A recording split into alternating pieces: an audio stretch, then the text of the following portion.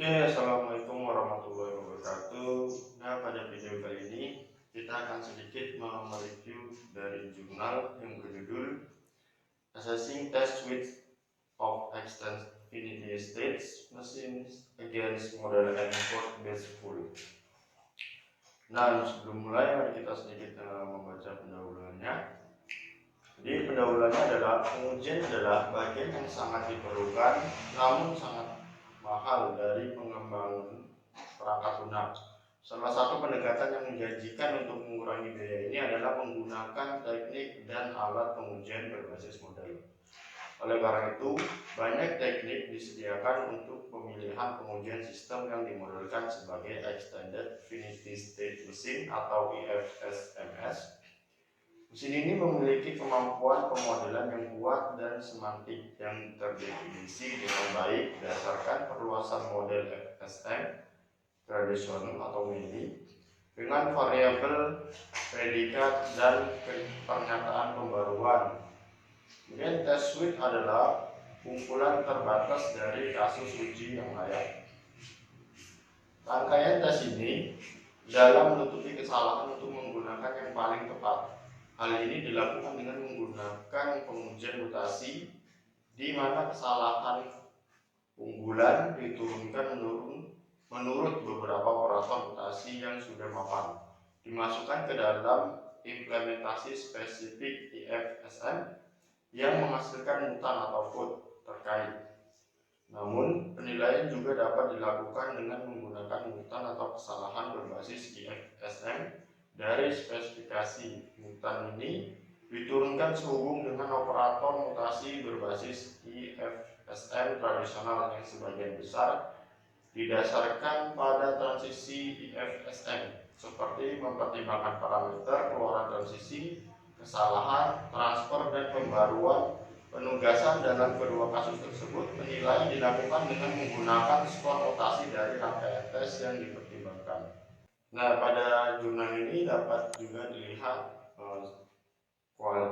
kualitinya melalui SGR, jadi kalian bisa mengeceknya dan melihatnya tingkat atau level dari jurnal tersebut.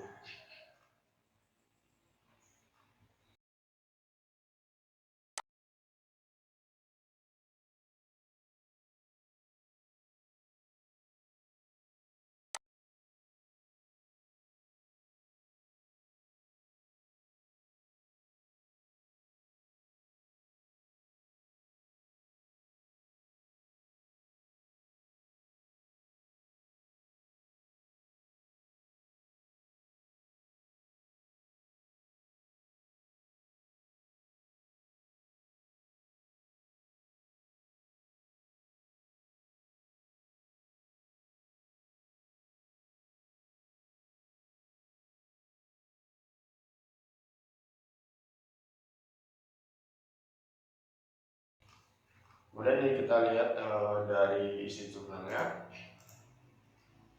Suite uji.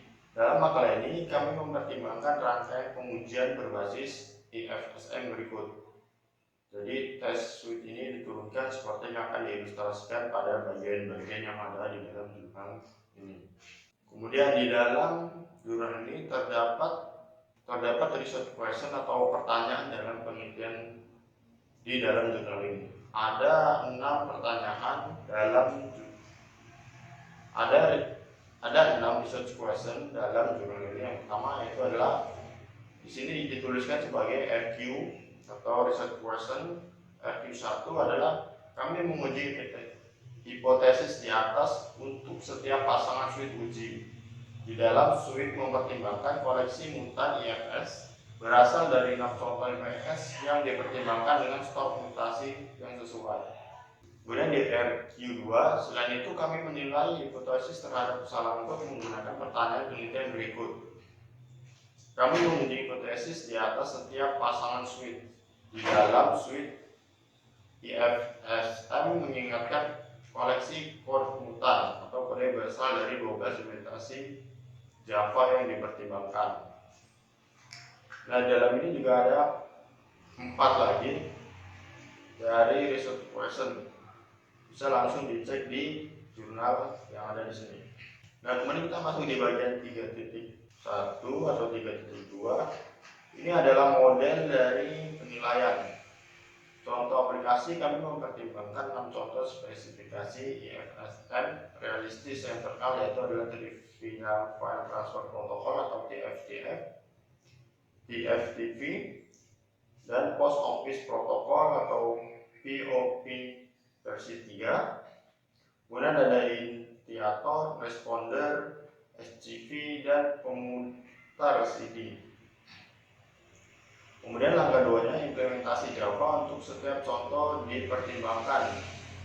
Implementasi Java sesuai dikembangkan oleh berbagai kelompok mahasiswa pascasarjana berdasarkan spesifik IFSM dan deskripsi tekstualnya.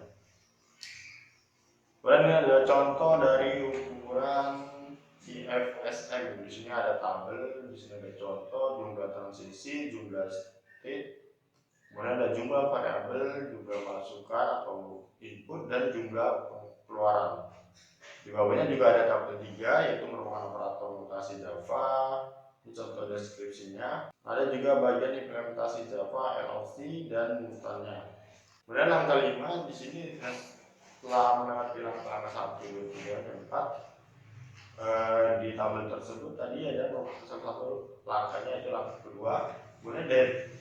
Kemudian di langkah ketiga ada derivasi mutan, di langkah keempat ada derivasi rangkaian uji, dan yang kelima adalah menghitung skor mutasi. Nah, di sini ada tabel lagi atau suite testnya dibentuk dalam sebuah tabel. Nah, kita masuk dalam di bagian hasil 3.4. Di sini ada gambar yang menjawab research questionnya, yaitu mulai dari question 1 atau FQ1. Di sini juga ada bagian dari FQ2 dalam tabel berikut. Nah, ini ada hasil dari FQ3. Untuk setiap test suite dipasangkan tes digunakan untuk menguji perbedaan skor mutasi rata-rata antara kedua operator. Dalam semua kasus perbedaannya tidak ditemukan signifikan. Hal serupa juga diperoleh dalam pengujian uji terikat pertanda atau Wilcox. Kemudian di RQ4 hasil atas operator code. Untuk setiap ruang uji dilakukan untuk menguji perbedaan keseluruhan di antara 4 operator, yaitu COR, ROR, LVR, dan STD. Dalam semua kasus perbedaan keseluruhan tidak ditemukan signifikan nilai atau lebih besar dari 0,05. Hasilnya juga diverifikasi menggunakan uji Friedman. Kemudian ada research question 5, hasil mempertimbangkan skor mutasi. Korelasi antara MS dan MS dianalisis menggunakan koefisien korelasi Pearson dan Spearman. Hasil koefisien korelasi masing-masing adalah 0,521 dan 0,532. Koefisien ini menunjukkan hubungan yang agak lemah antara MMS dan MS. Seperti kita ingat bahwa korelasi yang kuat diindikasikan dengan koefisien di atas 0,7. Kemudian dari RQ6 masih mempertimbangkan skor mutasi KD, MS, dan MS. Korelasi antara MS ini dianalisis menggunakan koefisien korelasi Pearson dan Spearman. Hasil koefisien korelasi masing-masing adalah 0,575 dan 0,534. Kedua koefisien korelasi menunjukkan hubungan agak lemah antara dua hal tersebut. Nah, berdasarkan kutipan di atas, beberapa research gap yang dapat diimplementasikan dalam penelitian ini adalah perbandingan dengan metode pengujian lainnya. Meskipun penelitian ini menguji efektivitas pengujian dengan menggunakan beberapa teknik, namun tidak ada perbandingan dengan metode pengujian lain yang telah ada. Dengan melakukan perbandingan tersebut dapat memberikan pemahaman yang lebih baik dengan efektivitas dan kelebihan metode pengujian yang digunakan dalam penelitian ini. Kemudian keterbatasan cakupan kesalahan yang diuji. Penelitian ini hanya mempertimbangkan 6 spesifikasi IFSM dan 12 implementasi spesifik Java tertentu. Oleh karena itu, kesalahan lainnya yang tidak dipertimbangkan dalam penelitian ini mungkin tidak ditemukan dalam penggunaan metode pengujian yang sama. Penelitian selanjutnya dapat menguji metode pengujian yang sama untuk mencakup kesalahan yang lebih luas.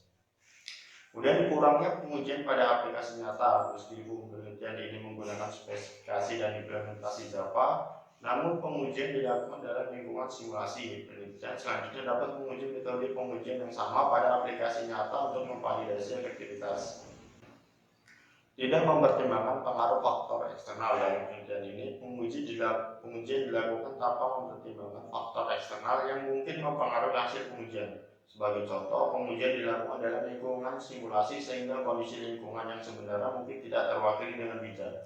Penelitian selanjutnya dapat mempertimbangkan faktor eksternal dan mempelajari dampaknya terhadap hasil pengujian. Jadi hasil ringkasan hasilnya adalah hasil satu dari jurnal tersebut adalah untuk setiap pasangan rangkaian pengujian yang dipertimbangkan, jika rangkaian pengujian unggul yang lainnya dapat menutupi kesalahan IFSM, maka rangkaian pengujian juga mengungguli yang lainnya dalam menutupi kesalahan kode. Hasil ini diperoleh dengan menggunakan penilaian dari RQ1 dan RQ2 masing-masing hasil. Hasil 1 sangat menarik karena memungkinkan kami untuk menentukan secara unik seperti yang diberikan di bawah ini serangkaian pengujian IFSM mana yang lebih baik daripada yang lainnya dalam mendeteksi IFSM dan kesalahan kode. Selain itu, mendapatkan hasil yang konsisten atas domain IFSM dan kesalahan kode yang dipertimbangkan menunjukkan bahwa ada korespondensi yang kuat antara domain ini. Menurut kami, alasan dibalik ini adalah implementasi Java kami dan bukan kode mereka spesial karena mereka juga memiliki perilaku yang IFSM. Kemudian hasil 2, rangkaian uji kesalahan transfer tunggal atau STFP mengungguli semua rangkaian uji lainnya dalam mencakup IFSM dan kesalahan kode. Hasil 2 dengan jelas menunjukkan bahwa lebih baik menggunakan rangkaian pengujian yang mencakup kesalahan transfer tunggal IFSM daripada rangkaian pengujian IT, BPST, dan DT yang didasarkan pada beberapa kriteria pemilihan pengujian berbasis grafik. Hasil ini diharapkan saat mempertimbangkan cakupan kesalahan IFSM karena rangkaian uji STV diturunkan dengan mempertimbangkan kesalahan IFSM. Namun mendapatkan hasil yang sama atas kesalahan kode itu menarik, dan itu